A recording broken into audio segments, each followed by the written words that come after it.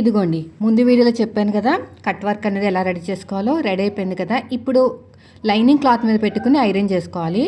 అయితే ఇక్కడ జాయింట్లు పడ్డాయి కదా, ఉల్టా అనేది నా వైపుకు ఉందండి. కొంచెము గ్యాప్ వదులుకుని, అంటే హ్యాండ్ లూజ్ దగ్గర కొంచెం క్లాత్ అనేది ఉండాలన్నమాట. మరీ దగ్గరికి వస్తే ఆ షేప్ రాదు. కొంచెం క్లాత్ వదులుకుని ఐరన్ బాక్స్ అనేది హీట్లో ఉన్నది. నేను వాడే ఐరన్ బాక్స్ వచ్చేసి బజాజ్ ఎలక్ట్రానిక్ ఐరన్ బాక్స్ అండి. చాలా బాగా పనిచేస్తుంది నాకైతే మాత్రం. మీకు ఎవరికైనా కావాలంటే మాత్రం ఖచ్చితంగా తీసేసుకోండి.